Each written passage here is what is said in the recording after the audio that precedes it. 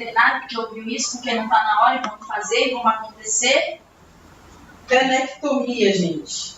E aí, qual é o momento de realizar? Tem isso definido em literatura? A gente tem que esperar 3 obstruções para fazer? Como que é? Como que é? O maior medo, eu acho que o maior problema da penectomia é quando você não recomenda na hora certa, não recomenda para o paciente certo e ele volta obstruído depois de penectomizado. Eu tive um paciente que operou 3 vezes de penectomia. Por quê? Porque continuava com a mesma causa, ninguém estava olhando. Quando chegou para mim já era a 3ª cirurgia dele, ele não tinha uretra. Não adiantava, assim, tentei desobstruir ele algumas vezes e não achava caminho de uretra com o animal penectomizado 3 vezes. É porque, gente, penectomia não é o tratamento do que está acontecendo ali, né? É que a gente vive dizer que é tapar o sol com a peneira. Você vai fazer penectomia, mas a causa, se você não identifica a causa, você não está resolvendo nada. Na verdade, você está predispondo aquele paciente a ter infecção urinária, que a gente sabe que gato penectomizado, não, enfim, eles são predispostos a ter infecção, mas você vai começar a ter 2 problemas. Então, você tem que identificar antes de tudo. Vai alterar a anatomia do paciente todo. E às vezes eu até entendo a preocupação do veterinário, porque às vezes quando chamam a gente para atender um paciente que está obstruído no internamento, uma das principais queixas do veterinário é: mas o tutor está pedindo e ele está dizendo que ele quer. Gente, assim, ó, a gente não é muito Caxias, tudo é conversado, né? Porque às vezes a gente entende, o tutor tá ali com aquele animal que já obstruiu 10 vezes a vida inteira, que ele já não aguenta mais, ele já nem sabe mais, o animal não foi manejado e aí a gente tem que tomar uma decisão junto com o tutor. Junto com o tutor, e a dúvida do tutor e o questionamento dele, ele tem que ser levado em conta. Quem está lidando com esse paciente em casa é o tutor. Ele leva ali na emergência, no desespero, mas e maneja o pós, né? Se você não direciona ele muito bem feito, não vai adiantar. Esse gato vai voltar para vocês várias e várias vezes. Como é que a gente resolve essa questão da penectomia? Antes de tudo, tá aí, identificar qual que é a causa. Identificou qual que é a causa, você vai tentar manejar a causa para você reduzir a possibilidade de recidiva. Né? Então, muitas das vezes, a gente tem, por exemplo, erro de manejo, ou então é um cálculo. Né? Então, a gente tem que entender o que está acontecendo, quais são as possíveis causas de obstrução inferente. A gente sabe que são várias. Né? Então, a gente tem que primeiro entender qual delas, com qual que a gente está lidando. E identificou, tentou manejar. Tentou manejar, ainda assim está acontecendo de ter obstrução, ou então uma situação que já aconteceu comigo. Já identifiquei a causa. Era um gato que ele tinha situações de estresse frequente, paciente que tinha cistite idiopática, obstruía com frequência, obeso, a alimentação dele não era legal, erro de manejo. Mas o tutor ele não conseguia mudar o manejo dentro de casa, por questões dele, que o gato seguia obstruindo. Né? Então, ok, identifiquei a causa. Tentei manejar, mas não tem esse feedback, a gente entra nas exceções. Então, por isso que o Lore disse, não dá pra gente levar a ferro e fogo ser Caxias com todo mundo. Tem situações e situações, né? Exatamente. E, gente, a dica vai estar, o pulo do gato vai estar na primeira obstrução e no primeiro momento que o paciente chegar para você.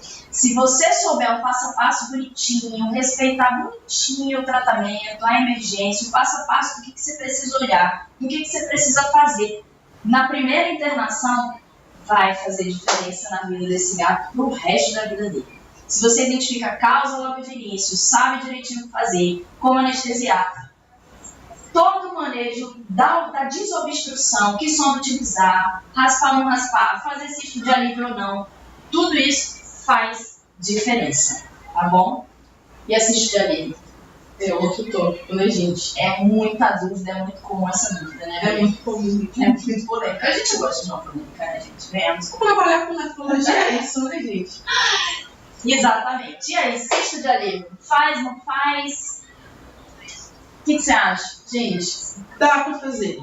Dá pra fazer. A gente tem que imaginar o seguinte, você tá ali com o paciente obstruído na sua frente, primeira coisa é você tentar estabilizar, tentar desobstruir, beleza. Tá demorando, acha que não tá legal, aquela bexiga tá muito distendida, a gente, vocês vão conseguir um alívio absurdo para aquele paciente de fazer sustentese. Eu sei que dá medo, eu sei que o receio é de ter fritura de bexiga, de ter uma complicação por conta disso, mas isso até em literatura já vem descrito pra gente número X de gatos que foram submetidos a cistocentese de alívio. E aí, teve ruptura, não teve. O índice não é grande, é um índice pequeno, né? Então, dá para fazer. E às vezes, só de você fazer essa cistocentese até você ganhar tempo, esse paciente, às vezes, ele já demonstra, né, uma melhora clínica. Então, é importante. E dica de ouro, alinha a expectativa com tudo. Não é você só que tem que decidir tudo, não, gente. Na hora da emergência, tá na dúvida, tem que fazer cisto de alívio, não tem que fazer cisto de alívio, sai da sala, vai na recepção e conversa com o tutor. Fala pra ele, olha só, o seu gato está com uma bexiga extremamente repleta, eu vou precisar fazer esse procedimento aqui e tem chance de romper, tem chance de dar algum problema, de dar uma uroperitose. Tem que explicar e alinhar essa expectativa, não é você só que decide não. Se o tutor falar não faz, não quero assumir esse risco, tudo bem, vou tentar desobstruir. Mas você vai dizer que você precisa fazer uma hidropropulsão, alguma coisa que pode acabar prejudicando muito mais do que a cisto de alívio, né? Então, se fizer tudo bonitinho, se souber como é que faz a cisto de alívio, tudo bonitinho, não dá erro. A gente nunca teve problema com cisto de alívio, a gente nunca teve problema com desobstrução, graças a Deus. E é isso, é só saber ali, bonitinho e redondo, como é que faz passo a passo de tudo, tá? A Laí mandou mensagem aqui pra gente. Tem 4 anos que não faço mais. Mas eu não entendi, Laí. Tem 4 anos que você não faz mais o quê? Cisto de alívio, penectomia. Vamos ver, vamos esperar ela responder aqui pra gente. Escreva aí pra gente, que a gente vai conversando. E, inclusive, gente, vocês estão percebendo que a gente está assim? Porque, de novo, a gente está uma câmera no Instagram, a outra aqui no YouTube. Lembra que agora a gente tem um canal no YouTube. Lembra que agora a gente está aí no YouTube. Então, quem está aqui no Instagram, terminou aqui a live, gente. Entra lá, abre o computador aí, se inscreve, segue a gente, que a gente agora, ó, daqui pra frente Eu acho tão chique ter canal no YouTube. Um alô pro pessoal do YouTube. Um beijo. Um alô pro pessoal do Instagram também, que o Instagram acompanhou a gente, ó, desde sempre, hein? Penectomia, que a Laí não faz, tem 4 anos. Poxa, muito bom. Parabéns. É isso aí. Espero que você continue sem fazer por muitos anos. E que inspire muita gente, tá? Porque é muito triste ver um gatinho penectomizado e tendo problema, né? É bem triste. Esse dias. Pronto, voltando aqui então, gente. A gente falou da penectomia, da cistocentese de alívio, e eu trouxe aqui no Instagram, essa semana, não lembro o dia, outro tema polêmico. Porque falar de emergências nefrológicas, obstrução é polêmica, né? E aí, fluido, a paciente chegou ali para você já identificou que ele está obstruído, você já identificou que você vai precisar manejar esse paciente rápido, e aí você fica pensando, e agora? Que fluido eu vou fazer? Vou fazer em ACL 0,9%, porque esse paciente está obstruído. Se ele está obstruído, ele tem hipercalemia, eu não posso fazer ninguém com lactato. E aí, Lore? E aí, gente, o que fazer? Nessa hora bate desespero mesmo. A gente tem muito na cabeça o que a gente ouve falar, né? Isso a gente vê muito na nossa rotina. De onde que você tirou isso? Ah, não, eu aprendi assim. E dentro da veterinária é muito assim. A gente aprende, a gente sai passando, e a gente sai passando, e a gente nem se preocupa em estar ali olhando o respaldo técnico em relação a isso. Na dúvida, usa o Ringer com o lactato. É ele que vai ajudar seu paciente se ele tiver outro tipo de alteração. A concentração de potássio do Ringer, gente, é muito baixinha. Ela não vai contribuir para aumentar aquilo ou para piorar aquele quadro clínico do paciente que está ali com as consequências da hipercalemia, né? E é, na verdade, o que nos preocupa mais é a acidose que o paciente tem a tendência a desenvolver. Porque se você for um paciente acidótico em fluido em ACL, você tende a piorar essa acidose. E piorando a acidose, obviamente, o quadro clínico do paciente também vai piorar. O Ringer com lactato ele vai auxiliar nessa questão da acidose. Então, sim, a gente pode usar o Ringer com lactato. Eu já tomei puxão de orelha. Por causa disso? Por causa disso. Por quê? Porque eu botei um paciente obstruído no Ringer com lactato. Eu, recém-formada, tomei um puxão de orelha daqueles. Vai ficar quietinha assim, ó. Não, e sabendo que dá certa. Mas vai fazer o quê? Na dúvida, é o Ringer, tá bem? Eu já fiz uma live de fluidoterapia. Eu já falei que a solução de cloreto de sódio é erroneamente chamada de solução fisiológica. ela é o pior fluido que ajuda, né, a perfusão renal. Então, gente, na dúvida, é linha com lactato, tá bem? Não se preocupe com a hipercalemia, a concentração de potássio ela é realmente bem baixa. Ela não vai influenciar naquilo de uma forma gritante. E a gente tem que pensar, gente, que aquele paciente ali, ele obviamente tem que estar em fluido, ele obviamente precisa de um acesso venoso. Esse paciente, ele é paciente de emergência, está obstruído, é emergência, mas ele está bem, ele está andando ali na recepção, não, ele está bem visivelmente. Mas laboratorialmente ele não está. Se ele não está bem laboratorialmente, ele vai ficar ruim em algum momento. Então, é emergência. Tem que passar na frente de todo mundo. Isso também é uma coisa que eu acredito muito puxão de orelha. Mas aí estava certo, né? Ah, não, o paciente está bem, não. Está obstruído, ele é emergência. Ele passa na frente de todo mundo. Ainda mais sendo gato, né? Que pode estar ali morrendo, mas ele está ali, ó, pleno. No máximo, tentando fazer uma forcinha para fazer um xixizinho. E muitas das vezes o tutor ele não percebe. Às vezes é um gato que tem acesso a quintal, é um gato que não fica tão dentro de casa. Às vezes chega pra gente já depois de muito tempo obstruído, né? Exatamente. E lembrar que nesse caso, tudo bem, a gente tem a preocupação da fluido, do desequilíbrio eletrolítico, mas sua preocupação ela tem que ser qual? Restabelecer fluxo urinário. Né? Muita coisa aí do que ele está apresentando como consequência daquela obstrução, você vai corrigir restabelecendo fluxo urinário. Né? Mas esse gato tem que ficar em observação. A desobstruiu e foi para casa não se ele tiver muito desequilíbrio eletrolítico. Gente, tem passo a passo para tudo. Chegou o animal obstruído, tem que saber o que fazer, do A ao Z. Tem que saber o que fazer, tá bom? Nem tudo é beabá. Tem algumas situações que vão sair sim ali do que a gente está habituado a ver, do que está no costume. Tem algumas situações que é o rodapé do livro, mas a grande maioria você tem como saber manejar esse paciente sim. Tem passo a passo para tudo, né? E a gente já apanhou muito, né? A gente já apanhou muito. Isso aqui que vocês têm, a gente não teve, não. Tinha não. Na nossa época não tinha nada disso. Era livro, de biblioteca. Era tudo mato. Você chegava lá na biblioteca, ele já estava reservado, acabou. Não tinha nem mais para onde estudar. Até a internet às vezes era difícil. Achar artigo era difícil, baixar era difícil. Hoje a gente tem tudo na facilidade. E gente, de novo, paciente ali obstruído, você sabe que você tem que desobstruir, mas a obstrução ela não é a primeira coisa que acontece. Né? Então, se você pega aquele paciente que está mega desidratado, hipovolêmico, com hipotermia, a pressão está lá no chão, você dá esse paciente para poder desobstruir, você perde o paciente. Então, antes de tudo, estabilizar o paciente. Estabilizou, dá para sedar agora, porque tem que sedar. Isso foi outra dica que Loi que trouxe essa semana. É verdade. Vai passar a sonda, gente, seda, dói, já é uma uretra que está ali já machucada, já está ali sofrendo há algum tempo, a gente não sabe quanto tempo. Vai doer, não tem que sedar. Ah, mas ele é bonzinho. Não tem essa de ele é bonzinho, tem que sedar. Então, para você fazer o procedimento, você tem que ter certeza que você conseguiu manter o mínimo de estável quadro clínico do paciente. Especialmente os cães. Eu vejo mais as pessoas não sedarem os cachorros. Porque os gatos, às vezes, eles ficam mais agressivos quando eles estão incomodados. Mas os cachorros é muito comum eu perguntar, e aí já tentou desobstruir? Já. Tentei sem sedar. Não adianta, você vai piorar o processo inflamatório daquela uretra. Tá? Então, assim, seta o seu animal, dá uma analgesia nele, aquilo está doendo, aquilo está incomodando.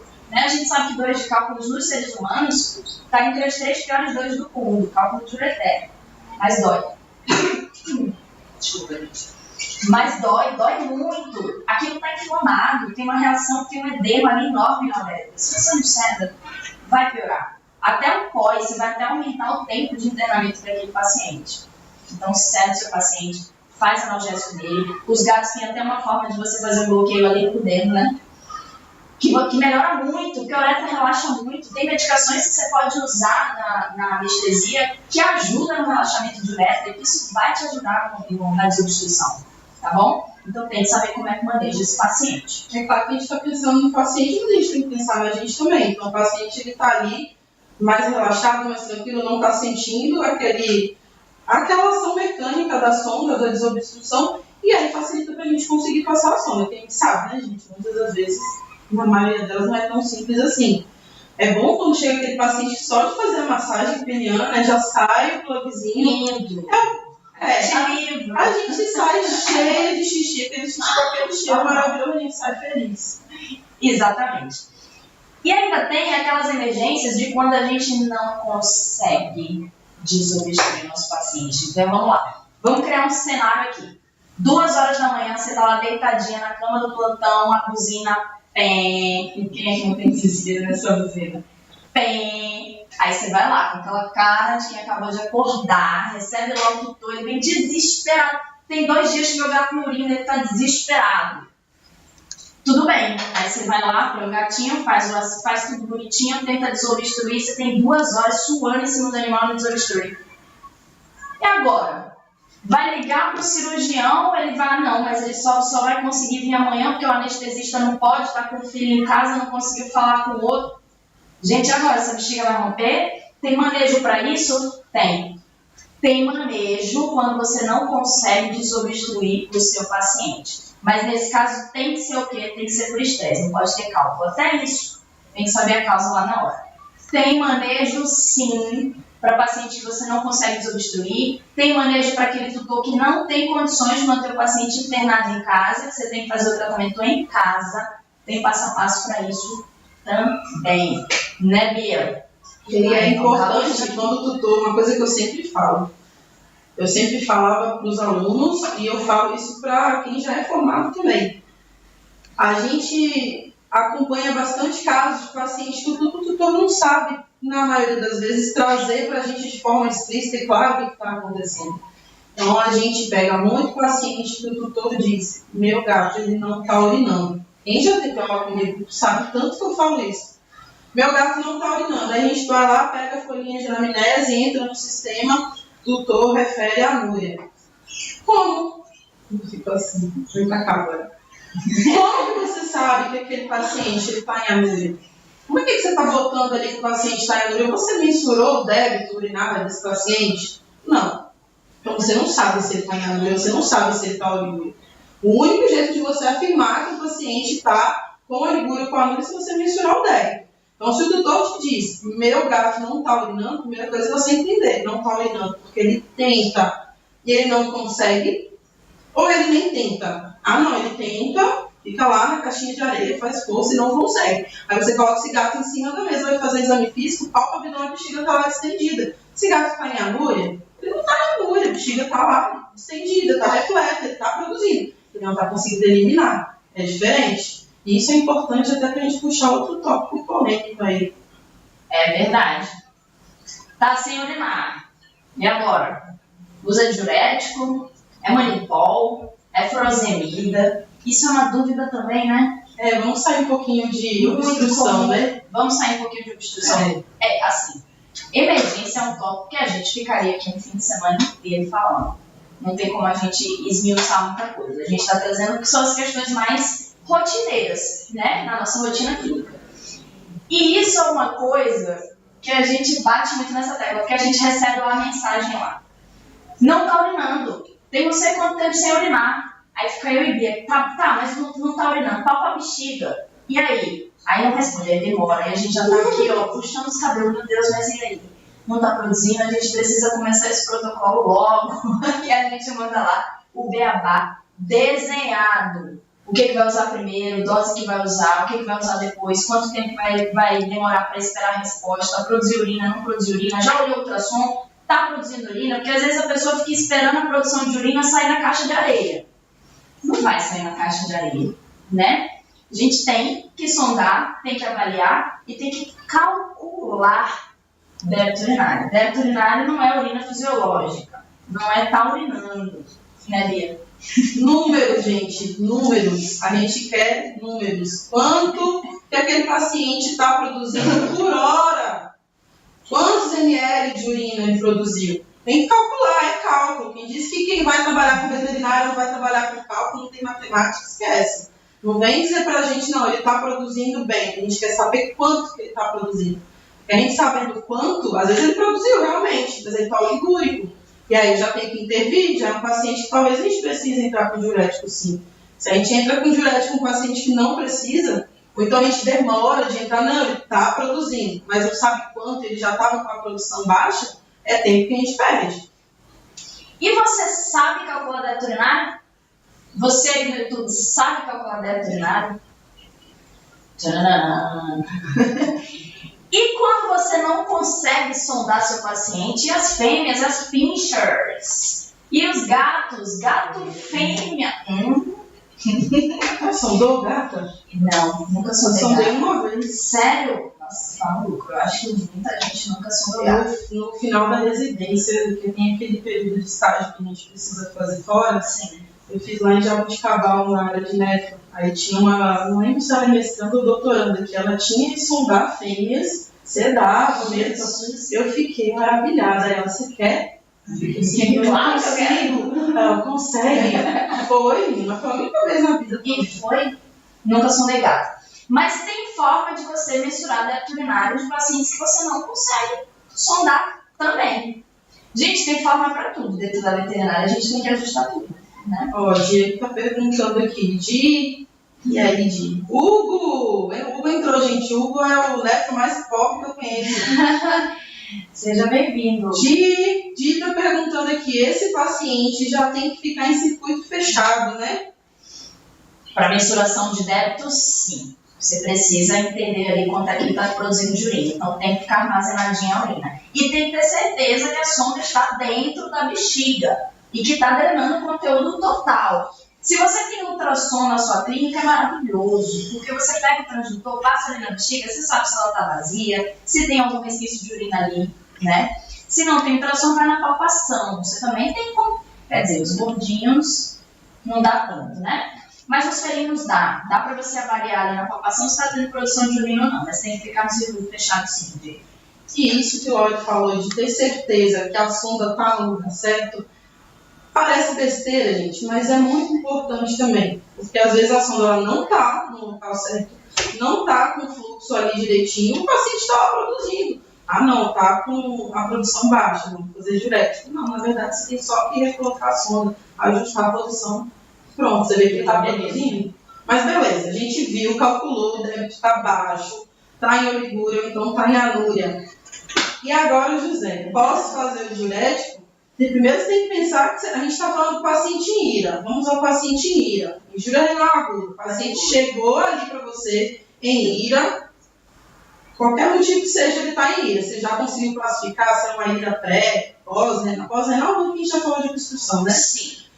Mas o paciente está ali, urêmico, está com sinais clássicos de ira, e você já passou a sonda, você já mensurou o débito, você viu realmente que o débito está baixo. Dá para ser o diurético a primeira escolha? Dá para a gente já entrar com a furosemida porque o débito está baixo, você mensurou o débito desse paciente? Já falou da estabilização? Não. Perdi aqui. Era esse Gente, ponto. antes de tudo, dá fluido, dá água, hidrata o seu paciente, estabelece ele, porque às vezes ele já está ali, coitado, como o Biago adora falar. Ele só não lembrou que ele desencarnou, né? Mas ele está ali na sua frente, então você tem que restabelecer uma dinâmica desse paciente. Não adianta estar só se preocupando com produção urinária. Restabelece pressão, restabelece temperatura, restabelece hidratação, né? Quando ele estiver ali tranquilo, tiver com um grau de consciência melhor, já hidratado, pressão bacana, porque você não quer botar um rim para funcionar acabando com ele. Se ele está com hipotensão, se ele está com desequilíbrio pressórico, desequilíbrio eletrolítico, desequilíbrio hídrico, se você fizer diurético nesse momento, aí você vai terminar de piorar tudo.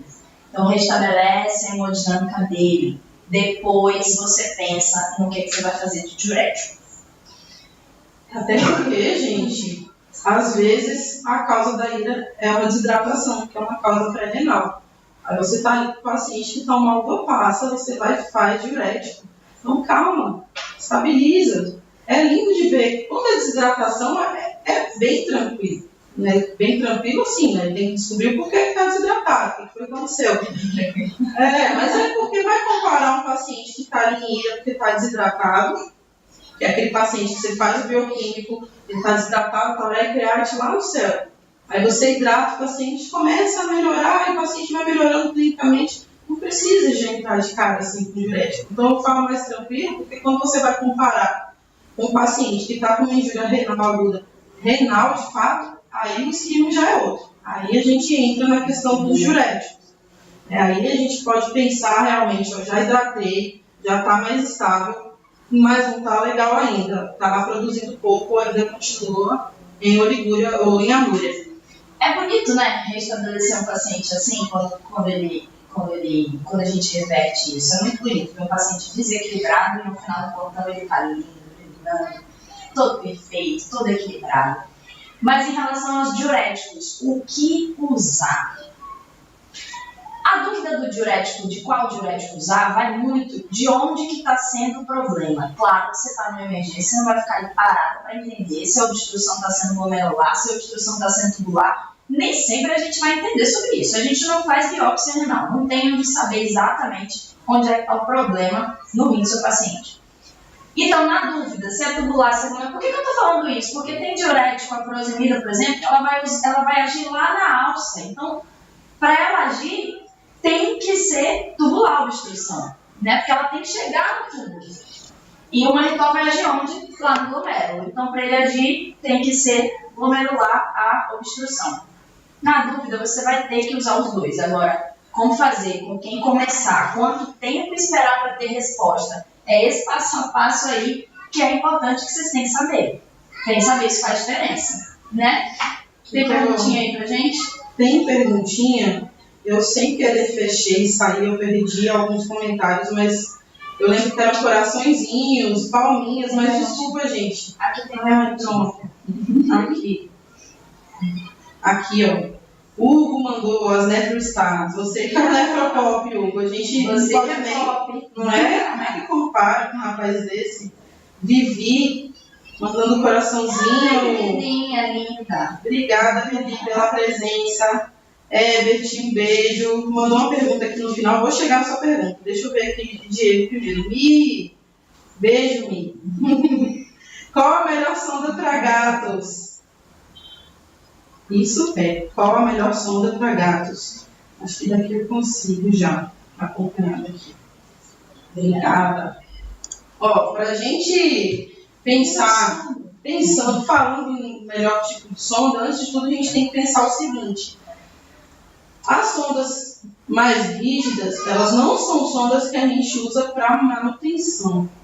Na verdade, a gente não gosta de paciente que se mantém sondado, né? A realidade é essa. A melhor sonda é aquela que você não precisa usar. Exatamente. Né? Ela que nem passou pela cabeça. Mas vai precisar manter, é evitar a sonda rígida, gente. É evitar, porque ela é rígida para te auxiliar ali no momento da desobstrução. Desobstruiu, o fluxo voltou, acabou. Você não vai manter. Porque imagina aquela sonda rígida numa bexiga que já está toda lesionada, toda inflamada, batendo ali naquela bexiga, aquela uretra ali, coitada. Então, manutenção com sonda rígida, não. A não ser que a desobstrução tenha sido muito difícil e você saber que você tirar aquela tonquete, você vai colocar outra e não vai conseguir. Então, às vezes, você precisa melhorar o processo inflamatório. Agora, na emergência, a melhor sonda é aquela que você vai conseguir desobstruir. Dificilmente você vai conseguir desobstruir seu paciente com uma sonda flexível. Então, na emergência, vale tudo com cautela. Vale catéter, vale tudo. Se você não está conseguindo desobstruir com a sonda, vai com cateterzinho, você vai conseguindo ali, vai aumentando a cor, começa com azul, verde, o rosa, o verde, depois você vai para a sonda rígida. Mas na emergência, a melhor sonda é a que vai te ajudar a desobstruir. Como você vai manter, depende muito. Depende muito até se esse paciente vai precisar ficar sondado, né? Nem todo paciente você precisa manter na internação 48 horas com sono. Esse protocolo pronto é um protocolo que a gente ouve falar e aprende na nossa rotina. Chegou obstruído, 48 horas de internamento, depois libera. Não é bem assim. Cada paciente vai ter o seu manejo, cada paciente vai ter a sua causa de desobstrução. E esse primeiro momento é onde você tem que se atentar a tudo isso. Você já foi julgada porque você pediu para tirar a sonda? Muitas vezes. Aquela pergunta de libera para casa. Semana passada eu atendi um paciente que ele estava internado, ele já tinha obstruído 4 vezes e foi a primeira internação dele. Mas todas as outras vezes era desobstruir e ia para casa. A causa dele era estresse. A tutora já sabia até a causa da obstrução. Era quando ela brigava com o marido. Olha, Essa foi a primeira vez que eu soube o diagnóstico, porque o tutor já chegou para mim falando, Lorena, eu brigo com meu marido, uma semana depois ele está obstruído. Precisa internar esse gato? Às vezes ele nem tá, ele só tá com processo inflamatório, você pode. E esse gato era plug. Expunha o pênis dele e já saía assim, o plugzinho bonitinho. Então, nem todo caso vai ser para ficar internado, nem todo caso você precisa manter a sonda, até porque esses gatos estressados, se você mantém ele 48 horas no internamento, não tem um internamento cat-friendly, você vai terminar de piorar tudo. A gente tem uma pergunta aqui que é, Vete, tem um manejo diferente para um paciente obstruído e com nefrite? Diferente assim, em que sentido? Chegou para você na emergência obstruído, que aí são duas situações diferentes. Deixa eu ver se ele está aqui ainda. Beth, conta aí pra gente. Conta esse caso um pouco mais. Você chegou obstruído, a nefrite foi só um achado no ultrassom, ele é doente renal. Bom, enquanto o Herbert ele responde a gente, eu vou passar para a próxima. Jamile, boa noite, Jamile. Jamile botou aqui, fazer ou não fazer lavagem da bexiga nos pacientes que têm sedimentos? A gente pensou em trazer isso, mas a gente pensou que não ia dar tempo. A gente tem muitas coisas para falar sobre isso, gente. Foi o caso que eu trouxe hoje nos stories, como caso clínico, fazer ou não lavagem. Eu até citei, Lili, que eu tenho 8 anos de formado e eu só fiz lavagem em 3 pacientes. Então, assim, é muito pouca a probabilidade. A gente não gosta, a realidade é essa. A gente odeia. Só que tem casos que não tem muito o que fazer. Você vai fazer lavagem quando você tiver muito sedimento. E aquele sedimento está levando à obstrução, né? Mas, vamos lá. Qual que é o principal erro que eu vejo na nossa rotina de fazer lavagem? Usar soro gelado. Eu não sei onde as pessoas aprenderam a usar soro gelado direto na bexiga. Gente, imagina como deve ser dolorido isso. Você está com a bexiga super inflamada, joga um gelo inflamado, gelado lá dentro do soro, né? Aí as pessoas falam, mas o gelo não é bom para inflamação? Tudo bem, mas eu quero ter um paciente com a temperatura normal. Porque se a gente joga um soro gelado dentro da bexiga, o que você vai fazer com a temperatura dele? Vai despencar. Você está mexendo com a temperatura central do gato. Vai despencar. Então, quando você tem um paciente que tem muito sedimento e você está desconfiando que aquele sedimento é que está levando a obstrução, você pode fazer lavagem. Mas no protocolo ela não tem isso, gente. Tem isso ainda. A gente vê. Tá lá protocolado no sistema ali mesmo, lavagem a cada 6 horas, lavagem a cada 8 horas. Né? A cada 4, eu já vi a cada 4. A gente tá aqui brincando, mas isso é um motivo para estresse absurdo. Você pega o paciente a cada 6 horas, bota lá o soro gelado dentro da bexiga. Coitado! Já pensou se a causa é estresse? Para tudo isso que ele está apresentando, o que a gente está contribuindo para a penectomia? Porque vai ficar 15 dias lá e não vai urinar sozinho. Aí o tutor já vem, porque o veterinário conhecido dele já ouviu falar dessa penectomia que ele não aguenta mais, que ele quer fazer. Não tem santo que você diga ali que ele não vai querer fazer. Aí você vai fazer o quê? Ele vai ter que fazer penectomia. Aí futuramente você vai ter que o quê? Que refazer a penectomia. Porque se for estresse, vai continuar obstruindo. Eu te respondeu. Sim, na emergência, alguma restrição de medicamentos? Você não estava na minha palestrinha, né? No nosso evento lá, né, Herbert? Quer dizer, não sei nem se eu mandei comigo. Desculpa. Não sei se eu mandei comigo. Vamos lá. Abafa. Se eu não mandei é porque eu esqueci de verdade. Você sabe que meu coração tem um carinho muito grande por você.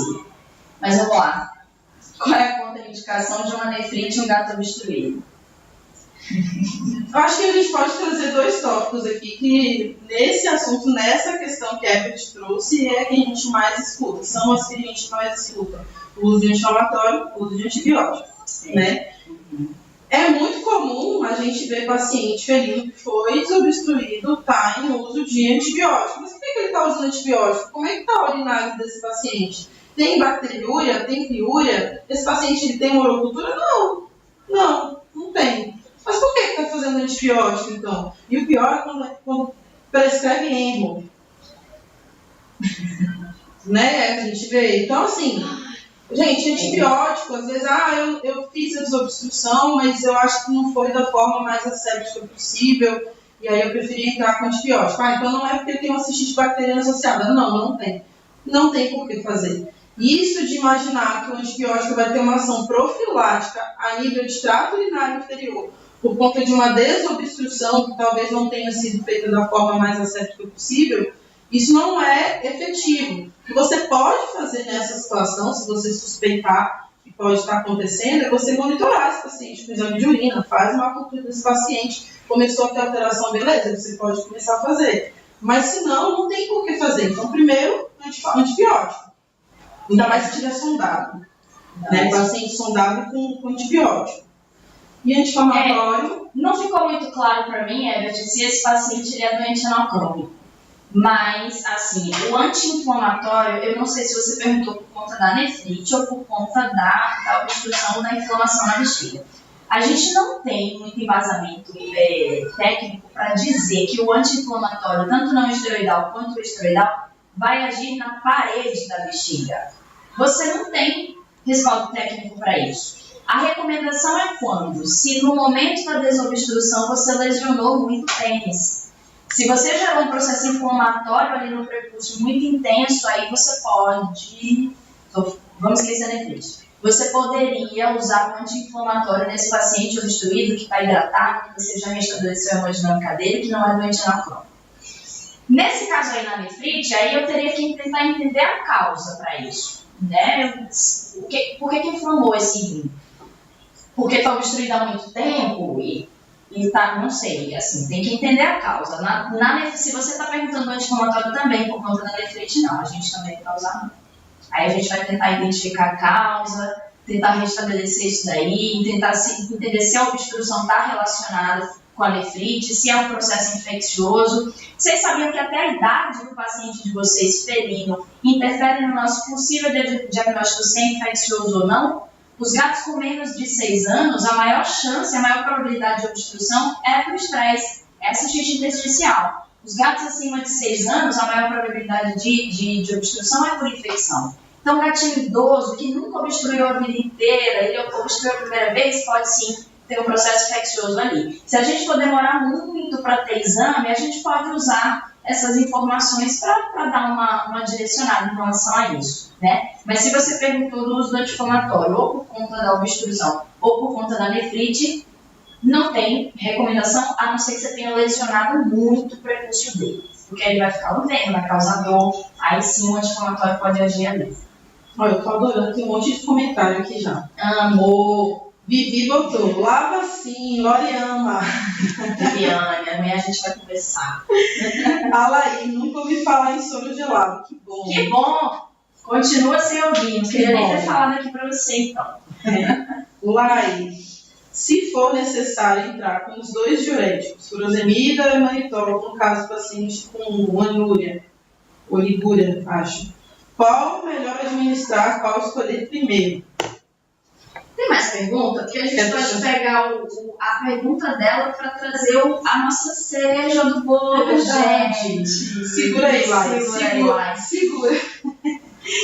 Vamos aqui, peraí. A Laí também botou. Herbert mandou kkk e coraçãozinho para você. A Laí colocou, em caso de cistite idiopática pós-desobstrução, com muitos debris, não é indicado lavar dedo naquele momento? Acho que a gente até já respondeu isso, né? A gente sabe que o ideal é a gente manter o mínimo de tempo possível. Na verdade, o ideal seria nem manter com sonda.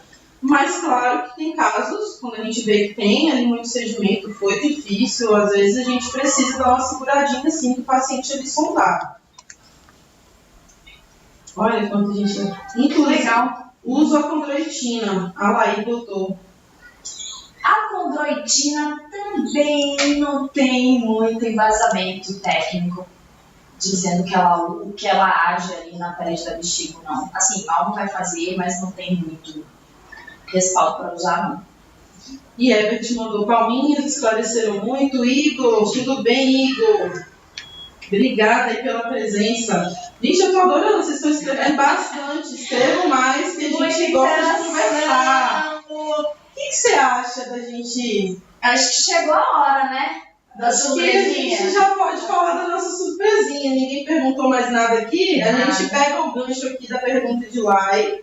Lai voltou aqui pra gente. A gente traz finalmente a nossa surpresa. Aí, existe protocolo para uso da furosemida e do manitol para paciente andúrio. Mas vocês pediram tanto que a gente resolveu fazer para vocês. E tem um tempo que a gente está trabalhando nessa surpresa. Tá prestando atenção? Tá prestando atenção todo mundo, gente? Presta atenção. Vai ser a nossa primeira vez que a gente vai trazer um curso online para vocês sobre emergências nefrológicas. Gente, 2 finais de semana de curso online para vocês. Gente, todas as dores que a gente trouxe aqui, tudo que a gente se refere a passo a passo, a como fazer, a como identificar, o que fazer, a manejar, quanto tempo, usa isso, usa aquilo, meu Deus, a gente vai trazer tudo pronto. A gente vai dar de bandeja para vocês. A gente está lançando um curso para ensinar um passo a passo da emergência nefrológica, da obstrução, do paciente com ira, do paciente com cálculo, o que fazer. Chega de sentir dor. Isso não é só para quem gosta de nefro, não, tá? Isso é para você que está aí no plantão. Isso é para você que está aí todo dia dando a cara, tá? Para atender o máximo de paciente que chega. Você sabe que você precisa disso. Então a gente vai trazer tudo bonitinho, tudo esmiuçadinho.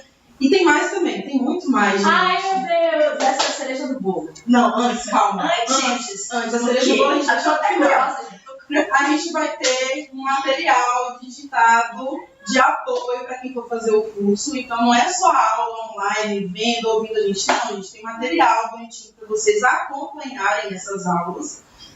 A gente, inclusive, eu e Lori, olha isso, gente. Pode falar? Pode! Vamos falar. Estou ansiosa. A cerejinha agora. A gente vai ter 1 hora por semana, eu, Glória, as duas juntas, de consultoria para você que vai fazer o curso. Ou seja, uma vez na semana, ali durante 1 horinha, você vai trazer o seu caso para a gente. Você vai trazer qual é a sua dúvida. Não sei o que fazer, olha essa análise, olha essa cultura, olha esse ultrassom e agora o que eu faço? Você vai ter 1 hora com a gente. Só para isso. Só para discutir o seu casinho clínico. Gente, não são muitas vagas, são poucas vagas. Por quê? Porque a gente gosta desse contato, a gente quer esse contato mesmo ali pertinho, bonitinho, toda semana conversando com vocês. Então são poucas vagas. Por quê? Porque é o nosso projeto piloto. É o nosso primeiro curso. A gente está muito feliz de estar fazendo isso. Vocês não estão entendendo, né, Bia? E uma coisa chique, que eu tô adorando falar coisa chique, eu tô adorando olhar pro YouTube, olhar pro Instagram. Daqui a pouco a gente vai falar rasem pra cima, vai chegar esse momento. Vou falar uma coisa chique. Como que vocês fazem pra saber disso? Link na bio. Vai lá na bio. Que horas que vai lançar esse curso? Que horas que vai abrir o carrinho? 9h03. Que a gente já chega. Já chega daqui a pouco, gente. 9h03 começa a abertura do nosso curso. Vai lá na bio, a gente tem um link para direcionar vocês para eles. O valor tá acessível, tá bacana para a quantidade de coisa que a gente vai trazer. Tem módulo teórico, tem módulo prático. Módulo prático, com gente. Coisa da nossa rotina, pra gente esmiuçar bonitinho. Imagina, filmando, mostrando para vocês uma desobstrução, gente. A quantidade de gasometria que a gente vai trazer. Gasometria. Tá muito legal, tá muito gostoso. Foi muito gostoso fazer isso. A gente trouxe realmente as principais dores que a gente encontrava na nossa prática, que a gente encontra na nossa prática. E a gente está trazendo isso para vocês. E essa troca de informação com vocês, pra gente, é muito importante. E a gente gosta do que a gente está falando aqui, a gente gosta de passar para vocês. E início de fazer live, de conversar com vocês, de trocar essa ideia, a gente vai amadurecendo, a gente recebia mensagem. Por que vocês vão fazer curso? Por que vocês não fazem um curso? Aí a gente, não. Aí chegou um momento que, por que não? Por que não? As pessoas precisam também, e é legal compartilhar isso daqui. Gente, essa consultoria, de verdade, eu tô amando fazer o curso, mas a consultoria, para mim, é a cerejinha do bolo, porque a gente gosta desse contato mesmo. A gente ama falar de nefrologia, e não precisa ser só dúvida de emergência, não. Tá com doente renal na clínica, não tá sabendo direito como manejar, tá com aquele fósforo que não baixa, traz pra gente. a gente vai discutir com vocês. E para quem tem dúvida, vai ter certificado, né, Bia? Isso. Vai ter certificado para as pessoas que já perguntaram, que a gente já deu spoiler para algumas pessoas. Mas a gente está muito feliz de trazer isso daqui. O curso ele é 100% online, tá? São 2 finais de semana, um fim de semana comigo, um fim de semana com Bia. Os 2 têm módulos teóricos e os 2 têm módulos práticos, tá bom? O que mais faltou a gente trazer de novidade? Outra coisa chique que eu estou louca para falar. Qualquer dúvida, manda um direct que a nossa equipe vai responder para você. A gente tem isso também. A gente tem uma equipe, né, por trás. Não é só eu e Bia aqui não, ralando não. A gente tem uma equipe que rala aqui também. O Elber já mandou aqui, fala aí o valor que meu cartão tá ansioso já. Eita, meu Deus, o Manda valor. mensagem no direct, Elber, nossa equipe vai entrar em contato com você. Já abriu o nosso carrinho agora. 93. Isso. É 93. E você vai saber. Não tá caro não, eu juro. Tá acessível para a quantidade de coisas que a gente vai trazer. Vai fazer diferença na sua rotina, vai ter lá o passo a passo, você vai lembrar. Peguei o gatilho obstruído, deixa eu pegar aqui a apostila do INEB. Tenho que fazer isso, tenho que fazer aquilo. Lindo, gente. Lindo. Na nossa época não tinha isso não. Viu? Não tinha isso não. Era livro. Olha o tamanho de livro que a gente pegava na hora da emergência para tirar dúvida. Então, acho que a gente resumiu bonitinho para vocês, mas lembrem, gente. 2 coisas aí para vocês fazerem, hein? Vocês têm que entrar no nosso canal do YouTube, se inscrever e acompanhar, que a gente põe muita coisa lá, e correr na bio, clicar no link para vocês entenderem como está o esquema todinho do nosso curso. Lembra que a gente tem poucas vagas, porque a gente está fazendo esse projeto piloto agora. Então a gente não vai abrir para muita gente, né? Então corre, garante lá, porque E a gente não sabe dizer se esse curso vai ficar ou se a gente vai encerrar, porque a gente não sabe como é que vai ser. Isso é um teste, tá bom? Então corre lá, são poucas vagas. A gente realmente fez questão de que fossem poucas para a gente ter esse contato melhor e mais próximo de vocês. Tem mais alguma coisa que a gente precisa falar? Acho que a gente já trouxe tudo. E durante a semana a gente vai falando de novo, que a gente gosta de falar. E se alguém tiver alguma dúvida ainda, gente, escreve aí pra gente, que a gente já tá quase para finalizar. Acho que a gente conseguiu passar nosso recado, né? A gente tá bem feliz, gente. Estamos ansiosa. Vocês estão botando aqui que vocês estão ansiosos, a gente também tá ansiosa. Bia estava aqui falando e eu estava ansiosa para saber o que ela tinha para dizer. Como se não soubesse. Então, novidade para todo mundo. Meus amores, é sempre uma satisfação estar aqui com vocês, 2 câmeras, é muito chique. Um beijo, ó. Daqui a pouco o nosso carrinho tá aberto, não deixem de fazer, não, o curso tá bem legal, vai fazer diferença na vida de vocês. Passo a passo que a gente gosta, gente. Passo a passo, quem que não gosta de passo a passo, né? Vai usar isso, daqui a tanto tempo você fica esperando essa produção de urina, se não produzir você vai usar isso, olha que lindo! Claro que a gente não vai colocar isso de forma só prática, né? A gente traz a teoria, mas não é aquela teoria extensa que a gente vai colocar fisiologia passo a passo. Não, a gente quer que vocês saibam como se virar na prática. É saber receber o paciente em emergência nefrológica e você saber se virar. Porque na hora que você está ali sozinho no plantão 3 horas da manhã, não tem ninguém para te atender, não. Então é você saber o que fazer. Então, não dá, gente, para perder, de verdade. Não é porque é nosso, não, mas a gente está fazendo com carinho, está muito bonitinho, está muito completinho. E eu queria muito ter tido uma consultoria de 1 hora. Não. É verdade, eu acho que a cerejinha do bolo é a consultoria, né? Trazer seus casos, gente. Gente, muito obrigada pela presença de todos. Muito obrigada. É sempre um prazer estar aqui com vocês. Deixa eu dar tchau pra cá pro Instagram, pro YouTube, que eu esqueci do YouTube também. Boa noite pra vocês. Até a próxima. Mandem mensagem pra gente, mandem dúvidas. Beijo, gente. Tchau. Até mais.